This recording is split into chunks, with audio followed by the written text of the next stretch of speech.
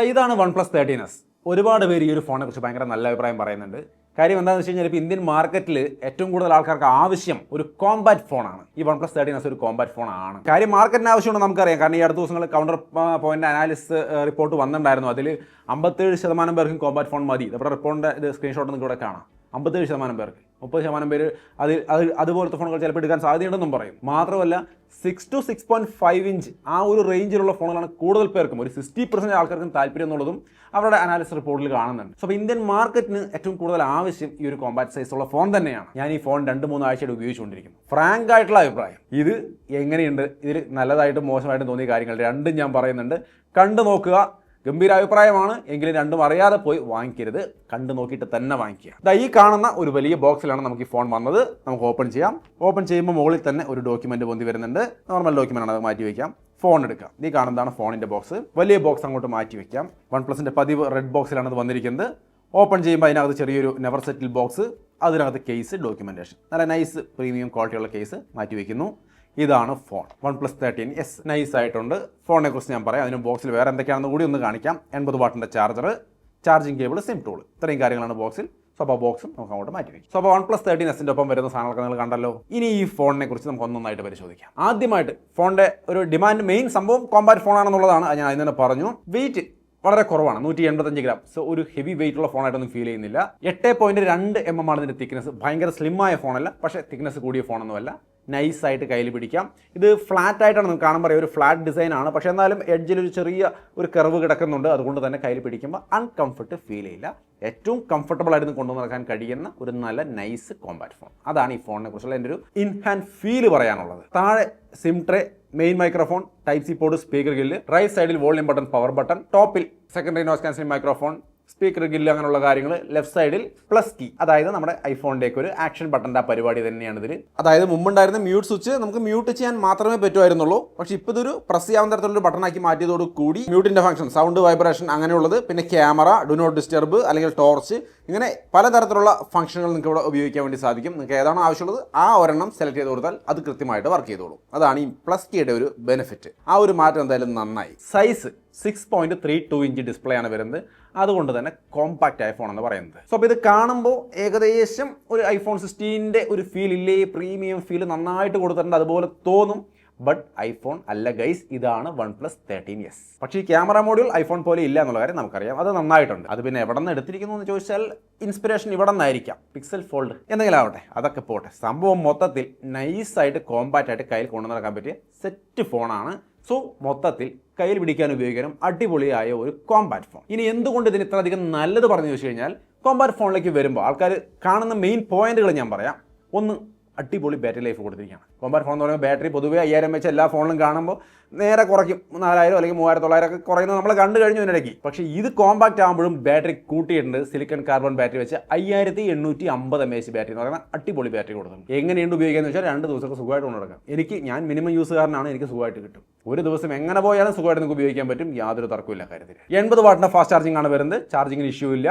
Bypass charging ഒക്കെ support ചെയ്തിട്ടുണ്ട്. So വേണമെങ്കിൽ കണക്ട് ചെയ്തിട്ട് നിങ്ങൾക്ക് ഗെയിം കളിക്കാൻ ബോർഡിലേക്ക് ഡയറക്റ്റ് ചാർജ് കൊടുത്തുകൊണ്ട് അതൊക്കെ നല്ല വശങ്ങളാണ്. എന്നാലും ഇതൊരു ഫ്ലാഗ്ഷിപ്പ് ഫോണാണ്. കോമ്പാക്റ്റ് ആണെങ്കിലും ഇതൊരു ഫ്ലാഗ്ഷിപ്പ് ഫോണാണ്. ആ ലെവലിൽ ചിന്തിക്കുമ്പോൾ വയർലെസ് ചാർജിംഗ് ഇത് സപ്പോർട്ട് ചെയ്യുന്നില്ല. മറ്റ് പല കോമ്പാക്റ്റ് ഫോണുകൾ നിങ്ങൾ വാങ്ങിക്കുമ്പോൾ ഇതിൻ്റെ ഒരു പ്രൈസ് സെഗ്മെൻറ്റിൽ നമുക്ക് വയർലെസ് ചാർജിംഗ് ഈസി ആയിട്ട് സപ്പോർട്ട് ചെയ്യുന്ന ഒരുപാട് ഫോണുകളിൽ ഇതിലത് വരുന്നില്ല എന്നുള്ളത് പ്രധാനപ്പെട്ട ഒരു പോരായ്മയാണ്. അതിൻ്റെ ഒപ്പം തന്നെ ഇതൊരു ഫ്ലാഗ്ഷിപ്പ് ഫോണായിട്ട് നിങ്ങൾ കൺസിഡർ ചെയ്യുന്നുവെങ്കിൽ USB 2.2 ആണ് ഇതിൻ്റെ USB പോർട്ട്. അതും വന്നിട്ട് ഒരു ഫ്ലാഗ്ഷിപ്പ് ലെവലിലേക്ക് കൊടുത്തിട്ടില്ല. സോ ഈ 2 പോരായ്മകൾ ഈ ഭാഗത്തുണ്ട് എന്നുള്ളത് മനസ്സിലാക്കി വയ്ക്കുക. എന്നാൽ അത് വലിയൊരു വിഷയമാണോ എന്നുള്ളത് നിങ്ങൾ ചിന്തിച്ച് നോക്കുക. അത് വിട്ടുകളയാമെങ്കിൽ നല്ല ബാറ്ററിയും നല്ല ഫാസ്റ്റ് ചാർജിംഗ് ഉള്ള ഫോണാണ്. സോ ബാറ്ററി സെഗ്മെന്റ് അങ്ങനെയാണ്. അതിന്റെ നല്ല വശവും പോരായ്മയും ഞാൻ പറഞ്ഞു, മാർക്ക് ചെയ്ത് വെക്കുക. ഇനി ഈ ഫോണിന്റെ അടുത്ത മേജറായ ഘടകം എന്ന് പറയുന്നത് ഇതിന്റെ പെർഫോമൻസ് ആണ്. Oxygen OS 15 Android 15 ബേസ്ഡ് ആണ് വരുന്നത്. Snapdragon 888 എന്ന് പറയുന്ന പ്രോസസ്സറാണ്. ഒരു വിഷയവുമില്ല. നൈസായിട്ടുള്ള പെർഫോമൻസ് നമുക്ക് സാധാരണ യൂസിൽ കിട്ടുന്നുണ്ട്. അതിന് പുറമെ നമുക്ക് ഗെയിമിങ്ങിലായാലും ഒരു വിഷയമില്ല. LPDDR5X റാമും UFS 4.0 സ്റ്റോറേജും വരുന്നുണ്ട്. അതൊക്കെ ബെസ്റ്റാണ്. അതുകൊണ്ട് തന്നെ നമുക്ക് നൈസായിട്ടുള്ള പെർഫോമൻസും കാര്യങ്ങളും കിട്ടുന്നതുകൊണ്ട് ഒരു വിഷയമില്ല. പിന്നെ കോമ്പാക്റ്റ് ഫോൺ ആകുമ്പോൾ കൂളിംഗ് സിസ്റ്റം ഒക്കെ ഉണ്ടോ എന്ന് ചോദിച്ചാൽ കൂളിംഗ് സിസ്റ്റവും കാര്യങ്ങളൊക്കെ വരുന്നുണ്ട്. അതുകൊണ്ട് തന്നെ ഗെയിം കളിക്കുമ്പോഴും വേറെ വിഷയമൊന്നുമില്ല. പിന്നെ Oxygen OS ഇതിപ്പോൾ ഓപ്പോയുടെ കളർ OS അല്ലേ എന്നുള്ള ചോദ്യം ചോദിക്കുന്നവരുണ്ട്. രണ്ടായാലും എന്തായാലും വേണ്ടില്ല, പെർഫോമൻസിൽ യാതൊരു വിഷയമില്ല. നൈസായിട്ട് ഉപയോഗിക്കാൻ സാധിക്കുന്നുണ്ടെന്നുള്ളതിൽ ഒരു തർക്കവും വേണ്ട. അതുകൊണ്ട് തന്നെ നമ്മൾ ഈ ഒരു UI-നെ അടിപൊളി എന്ന് തന്നെ പറയും. പിന്നെ BGMI ഏത് ലെവലിൽ കളിക്കാൻ പറ്റുമെന്ന് ചോദിച്ചാൽ നിങ്ങൾക്ക് ഇവിടെ കാണാം. സ്മൂത്ത്, എക്സ്ട്രീം പ്ലസിൽ വരെ നിങ്ങൾക്ക് നൈസായിട്ട് കളിക്കാം. സോ അപ്പോൾ ഈ കാര്യങ്ങൾ അറിയാം, പെർഫോമൻസ് ഓക്കെയാണ്. ഇനി ഇതിൻ്റെ ഡിസ്പ്ലേയിലേക്ക് വന്നു കഴിഞ്ഞാൽ 6.32 ഇഞ്ച് വരുന്ന ഡിസ്പ്ലേ ആണ്. ബെസ്റ്റ് ഡിസ്പ്ലേ ആണ്. വീഡിയോസ് ഒക്കെ ഞാൻ അവിടെ പ്ലേ ചെയ്ത് കാണിക്കുന്നത് നിങ്ങൾക്ക് ഇവിടെ കാണാം. 6.32 ഇഞ്ച് വരുന്ന 1.5K 120 ഹെർട്സിന്റെ full HD plus pro XDR display ആണ്. LTPO ഡിസ്പ്ലേ ആണ്. സ്ലിമ്മറായ ബെസിൽസും കാര്യങ്ങളാണ് വരുന്നത് കേട്ടോ. ഒട്ടും തന്നെ തിക്നെസ്സും കാര്യങ്ങളും ഇല്ല. നൈസ് ആയിട്ടുണ്ട്. 5 ഹോൾ ക്യാമറ സെറ്റപ്പ് ആണ്. ബ്രൈറ്റ്നസ് ഒന്നും ഒരു വിഷയമില്ല. ഹൈ ബ്രൈറ്റ്നസ് മോഡ് 1600 നിറ്റ്സ് വരുന്നുണ്ട്. നോർമൽ ബ്രൈറ്റ്നസ് ആണെങ്കിൽ 800 നിറ്റ്സ് വരുന്നുണ്ട്. ഔട്ട്ഡോർ ആയാലും ഇൻഡോർ ആയാലും ഒക്കെ നൈസായിട്ട് ഉപയോഗിക്കാം. പിന്നെ ഇതിൽ ഡോൾബി വിഷൻ, HD10+ എല്ലാം വരുന്നുണ്ട്. സോ ഡിസ്പ്ലേയുടെ ഭാഗത്ത് ഒരു പരാതിയും പറയാനില്ല. പ്രോസ് ആൻഡ് കോൺസ് എന്ന് പറയാനില്ല. പ്രോസ് മാത്രമേ ഉള്ളൂ. സെറ്റ് ഡിസ്പ്ലേ ആണ്. ഇനി ഇതിന്റെ ക്യാമറയെ കുറിച്ച് മാത്രമേ പറയാൻ ബാക്കിയുള്ളൂ. ക്യാമറ സാമ്പിൾ കണ്ടു നോക്കിയാൽ മെയിൻ ക്യാമറ 50 മെഗാപിക്സലിന്റെ മെയിൻ ക്യാമറയാണ്. 50 മെഗാപിക്സലിന്റെ ടെലിഫോട്ടോ ക്യാമറ വരുന്നുണ്ട്. ഫോട്ടോയൊക്കെ എടുക്കുമ്പോൾ ഈ കാണുന്ന ക്വാളിറ്റി കിട്ടുന്നുണ്ട്. സംഗതി എങ്ങനെയുണ്ടെന്ന് നിങ്ങൾ നോക്കുക. അത് എപ്പോഴും പേഴ്സണൽ ചോയ്സ് ആണ്. എന്നാലും എൻ്റെ അഭിപ്രായത്തിൽ ഡീസൻ്റ് ആണ്. 50-55 രൂപ റേഞ്ചിൽ ഈ ഫോൺ വരുമെന്നാണ് ഞാൻ അറിഞ്ഞിരിക്കുന്നത്. സോ ആ റേഞ്ചിലാണെങ്കിൽ ഈ ഫോൺ വലിയ കുഴപ്പമില്ലാത്ത ഇമേജുകളാണ് തരുന്നത്. എന്നാലും ടോപ്പ് ക്വാളിറ്റി ആണെന്ന് ചോദിച്ചാൽ അല്ല, ടോപ്പ് ക്വാളിറ്റി അല്ല. എന്നാലും സംഭവം കൊള്ളാം, മോശം എന്ന് പറയേണ്ട ഒരു അവസ്ഥയില്ല. സെൽഫി ക്യാമറ ഇമേജുകൾ നിങ്ങൾക്ക് ഇവിടെ കാണാം. 32 മെഗാപിക്സലിൻ്റെയാണ് സെൽഫി ക്യാമറ. ഫ്രണ്ട് ക്യാമറയിലും ബാക്ക് ക്യാമറയിലും 4K വീഡിയോ ഷൂട്ട് ചെയ്യാൻ സാധിക്കും. 4K വീഡിയോ സാമ്പിളുകൾ ഞാനിവിടെ കാണിക്കുന്നുണ്ട്. ഡേ ലൈറ്റും ഇൻഡോർ ലൈറ്റ് എടുത്തൊക്കെ ഞാൻ കാണിക്കുന്നുണ്ട്. എങ്ങനെയുണ്ടെന്ന് നോക്കുക. എന്നെ സംബന്ധിച്ച് അത്യാവശ്യം നല്ല ക്യാമറ സെറ്റപ്പും ഒരു കോമ്പാക്ട് ഫോണിൽ അവർ കൊടുത്തിരിക്കുന്നുള്ളത് ഇംപ്രസീവ് ആണ്. ടെലിഫോട്ടോ ലെൻസ് കൊടുത്തിട്ടുണ്ട്, വൈഡ് ആംഗിൾ കൊടുത്തിട്ടില്ല എന്നുള്ളത് അറിഞ്ഞിരിക്കുക. അത് ഇതിന്റെ ഈ ഭാഗത്തെ ഒരു നെഗറ്റീവാണ്. ടെലിഫോട്ടോ ഇല്ലെങ്കിലും വേണമെങ്കിൽ അഡ്ജസ്റ്റ് ചെയ്യാം. പക്ഷേ വൈഡ് ആംഗിളിന്റെ പർപ്പസ് വൈഡ് ആംഗിൾ കൊണ്ട് തന്നെ നടക്കുകയുള്ളൂ. പക്ഷേ ഒരുപാട് പേർക്കും ടെലിഫോട്ടോ ആണ് ഇമ്പോർട്ടൻറ്റ്. സോ ഇവർ ടെലിഫോട്ടോ കൊടുത്തിരിക്കുന്നു, തീർച്ചയായിട്ടും നന്നായിട്ടുണ്ടോന്ന് നിങ്ങൾ ചിന്തിക്കുക. വൈഡ് ആംഗിൾ ഇല്ല എന്നുള്ളതൊന്ന് അറിഞ്ഞു വെച്ചോളൂ. അത് ഈ ഭാഗത്തെ ഒരു പോരായ്മയായിട്ട് കരുതാം. ഇനി ഈ ഫോണിന്റെ മറ്റ് ഘടകങ്ങൾ നോക്കിക്കഴിഞ്ഞാൽ ബ്ലൂടൂത്ത് 6 വരുന്നുണ്ട്, Wi-Fi 7 വരുന്നുണ്ട്, NFC ഉണ്ട്, 4x4 മെമോ ടെക്നോളജി വരുന്നുണ്ട്. അതുകൊണ്ട് നെറ്റ്വർക്ക് കണക്ടിവിറ്റി ആ ഭാഗങ്ങളിലൊന്നും യാതൊരു വിഷയങ്ങളുമില്ല. എല്ലാം സെറ്റാണ് ഈ ഫോണിനെ സംബന്ധിച്ച്. പിന്നെ AI ഫീച്ചേഴ്സ് ഇത് നിങ്ങൾ ഓൾറെഡി ഞാൻ വീണ്ടും ഡെമോ ഒരുപാട് കാണിക്കുന്നില്ല. കാരണം കേട്ട് വെറുത്തിട്ടുണ്ടാവുമെന്ന് എനിക്കറിയാം. ഒരുപാട് ഫോണുകൾ ഇനിയും വരും, ഒരുപാട് ഫോൺ എല്ലാ ഫോണുകളിലും വരും. ഇവർ ഏറ്റവും നന്നായിട്ട് അത് കൊടുത്തിട്ടുണ്ട്. എന്തൊക്കെയാണെന്ന് ഞാൻ പറയാം. AI കോൾ ട്രാൻസ്ലേഷൻ, കോൾ വരുമ്പോൾ അത് ട്രാൻസ്ലേറ്റ് ചെയ്ത് കാണിക്കുന്ന പരിപാടി ഇതിനകത്ത് വരുന്നുണ്ട്. AI വോയിസ് സ്ക്രൈബ് എന്ന് പറയുന്ന പരിപാടി വരുന്നുണ്ട്.